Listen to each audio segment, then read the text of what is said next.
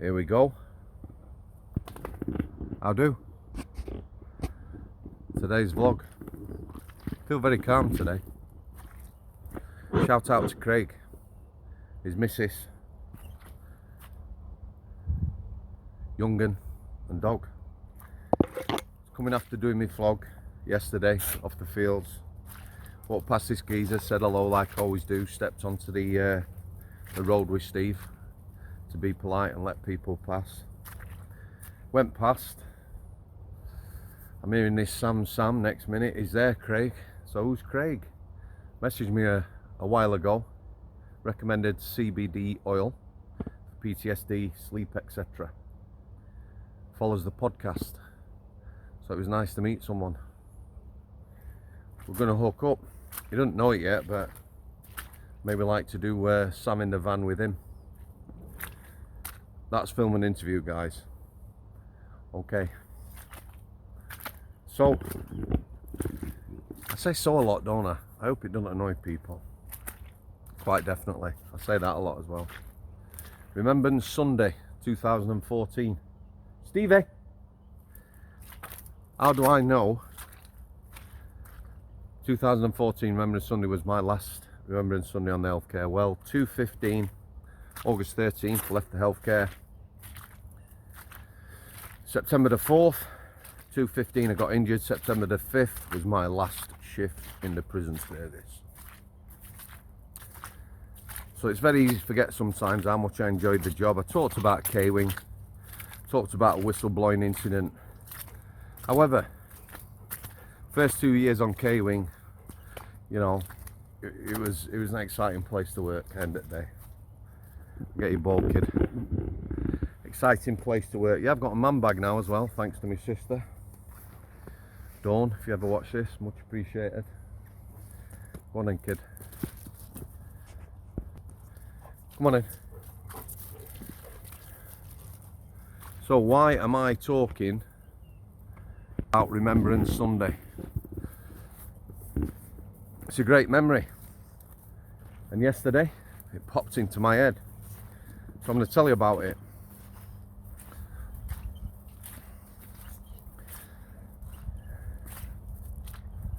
I'll tell you first why, because I do get choked a bit. Steve, stop it, you little rat. Come on. Come on. I do get choked on Remembrance Sunday. So I'll tell you that little story first. You know I like telling stories. No, you don't. Stephen, come on. They're watching you. My nan, when I was about, I don't know, late teens, early 20s, told me about her brothers. They all went off, did their bit in the war. When I was growing up, you know, they were all very strange to me. Remember, they all had suits and ties every day. Even my granddad, bless him, I believe he had Parkinson's. I still remember him though. He passed when I was really young. But again, even to the end, sat in the chair, Sunday best suit with a tie. So they all fought in war, and growing up they were all strange. So my nan got pictures out, letters, artillery badges, all things like this, and explained. And you know, on reflection, it made me sad. It made me sad that I was too young when I was growing up and they were around me to understand. Joking already, man. To understand what they've been through. Hence the tattoo. I've got a full sleeve on my left arm. Come on, kid. Stevie. Yeah, fetch it. Sorry guys, he's chewing sticks. Come on. 4 poppies and depictions from World War II. In memory of them, really. And everyone fought and died in both great wars. And as I'm meeting people now, more modern warfare, who suffered, lost loved ones, left the army, struggled to settle. Everyone really. You know, my nan, bless her, she's lost all her brothers in the war. They all went off to war. She worked on Sheffield trams, you know, through the Blitz, did whatever they could. Just used to pull together, didn't they, anyway? So, since that day, it's always choked me a lot. See the old boys, the 2-minute silence. So I'm on healthcare. So on healthcare at this time, we had 3 cracking orderlies. That's prisoners who did all the cleaning, served meals, cleaned the showers, everything. Paul Doyle. Won't want to cross him in the criminal world. Lloydie, another one. Been about, fighter. Jay. They were all good lads. They helped the staff on healthcare at that time. Stevie, come on. They helped the staff a lot at that time. We had a couple of really troubled souls, constantly on the emergency cell bells, craving attention, not in a look at me sort of way, just not well, not in a good place. Prison's not good for people. It's not good for anyone really, staff or prisoners, but certainly people who are mentally unwell. Stevie, come on. So there's a couple of troubled souls. We had a lad from the Seg, a proper bad lad. He spent most of his prison life in segregation units. We got him because he got stitched up by one of the Seg staff. When he came on healthcare, I've already explained before to people, I used to look at people's history, the background, what they were in prison for. We had a small number of staff on healthcare,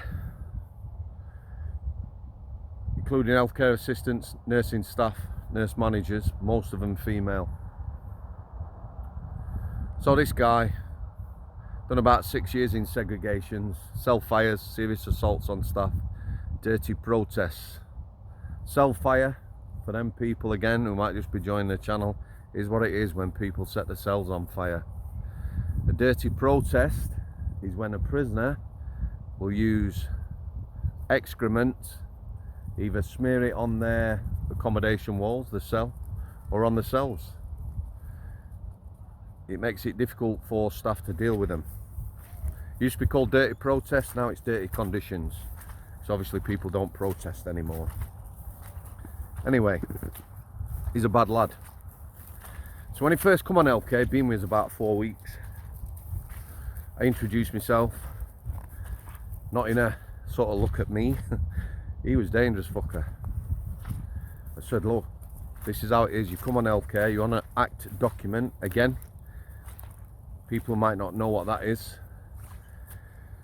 Suicide and self-harm document. It's for people who might be at risk of either. And it can be opened by anyone. ACT just stands for Assessment, Caring, Custody and Teamwork. So he was on an ACT document. So he explained the ACT document. He says, I was having a go with one of the staff. Got quite heated. And I told him, if he didn't get out of my face, we're going to kill him. So he went to the office. Told the manager that I said I was going to kill myself. They opened an ACT document. Segregations now, people don't like having ACT documents. They don't like people being on those documents in segs. There's a lot of things about segregations, like I've told you. Segregation, solitary, the block, chokey, whatever you want to call them. They have a bad reputation. We had a governor, I'll sum it up from a governor, he was a Cockney governor. He left us and went to Belmarsh. One of my managers, KK, might have been, was it around that time when we got this prisoner? I don't know, it could have been this prisoner. But anyway, they're having a conversation on the landing. We got one from the Seg, again a bad one. It might have been this lad. So my manager said this guy should be in the segregation. So the governor said, no, he's on an ACT document. We don't want people with ACT documents on the Seg. He should be on healthcare. So she said, why can't he be in the segregation? Because she says we don't want anyone dying in the segregation. Fair dues, we don't want people dying. She said, so it's okay to die on healthcare then, bring him here. At which point he just shrugged it off, gave a wry smile, and away he went. No brainer that one, is it? So we got him. He was on an unlock. Again, people just watching. 3 officer unlock, which meant he would only be unlocked on his own when 3 officers were there and no other prisoners out. Just to remind you, most of the time on healthcare we only had 2 staff. Makes it very difficult to get people like himself out. So he'd been with us about 3-4 weeks. I explained when he came on, because he'd come on to healthcare, to be discharged back to the SEG or anywhere else, a psychiatrist had to say yeah, he could move. So he understood that. And to be fair, we got on pretty well. He didn't ask for a lot. You know, he might have had a shower every other day.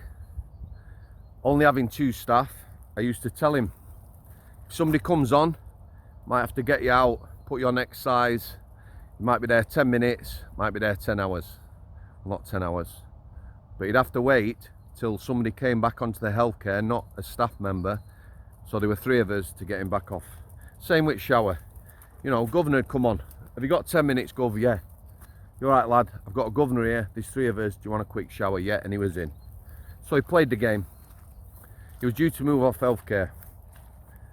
So, Remembrance Sunday. It's about 10:15. I was on with the strawberry blonde. Strawberry blonde. Wrong side of 40. She's a lass, by the way. She was a Sheffield lass. Bit rough and ready. She'd been in the military. She'd been a red cap. Military police. Boo. Some reason squaddies don't like the military police. But there you go. Anyhow, when I first went on the healthcare, me and her banged heads for 12 months. And I mean banged heads, not literally, but we didn't get on. She was one of the people I was warned about going on the healthcare, what she was like. I was told I'd clash with her and we won't get on. Anyway, first 12 months, very frosty. She left the healthcare for a short period of time, 6 months I think. Came back, we banged heads again. Round about 2:11, we filmed a documentary on the Strangeways Healthcare. We were getting on then, and we got on until March 2:15 when she moved off. We got on really well, better than that. Great relationship. I think the reason people didn't like her, she just said it as it were. Sometimes she were wrong, but she stick by her guns. Anyway, I'm on with her, the strawberry blonde. We've got a bad lad, we've got a couple of lads who aren't well. So Bradders is my manager. I've told her I'm getting people out. The bad lad, segregation, 3 officer unlock. As I'm unlocking, he says, can I have a word, Gov? Not because I was a governor. That's what he called me. I says, yeah, you can. He says, you don't know what going mask. I says, you do. You'd like to come out. Watch Remembrance Sunday. He says, I would, yeah.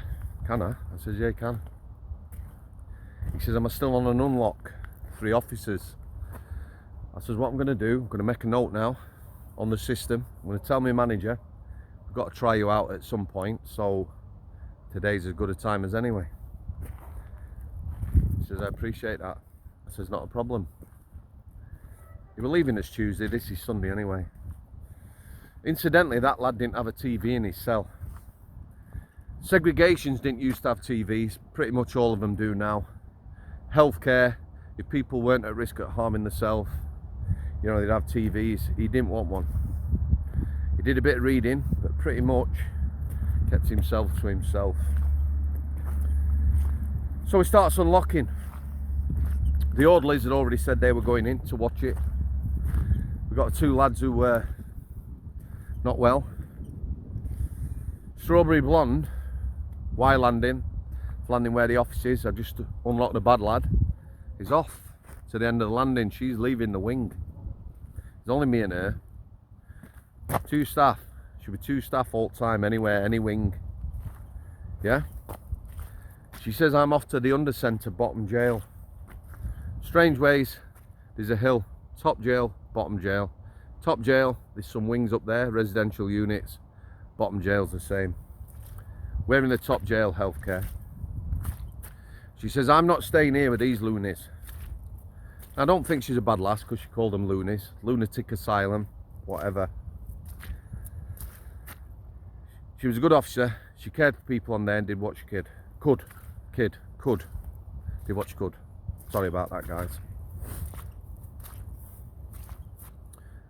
But being ex-squaddy, obviously important, Remembrance Sunday. The bottom jail on the under centre, they used to have a lass play the bugle. And they do the 2-minute silence. Staff used to come onto the under centre. Some of them used to put all the fancy uniform on or whatever. 2-minute silence. No problem with that. That left me on my own.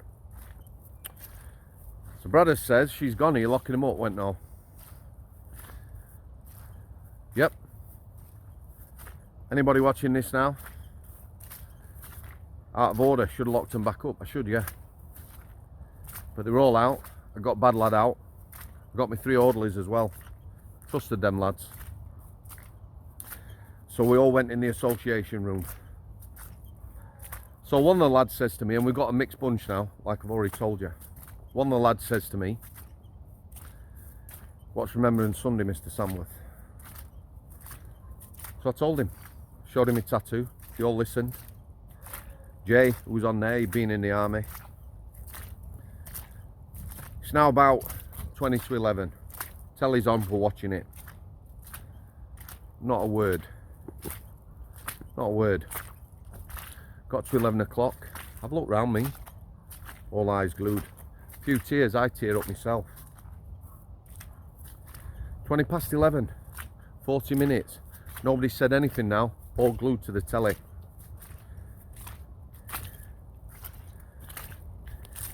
I don't know whether you're going to understand now what I'm telling you. I've got people who were really unwell. A very mixed bunch. A dangerous lad. And nobody said anything. They've all watched. They've all watched Parade, the Lane of the Rees, the 2-minute silence. Not a word. It was about 20 past 11. Strawberry Blonde's back from the bottom jail. Came in, first person to speak. Are we locking them up now? Who's coming early today?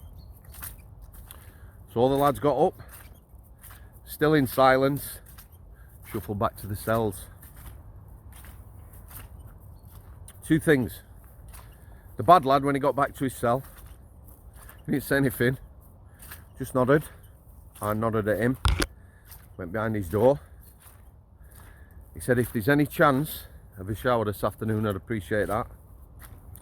I says, not a problem.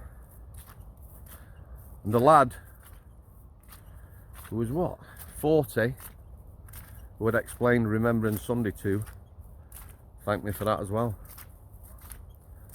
So, it's a good memory for me, that. Human nature, that, I think. How people reacted. Certainly the guy who was 40 odd, no understanding gone through his life, not understanding what Remembrance Sunday were. I was very touched by that. Stevie? So, I'm going to leave it at that. It's only a short one, guys.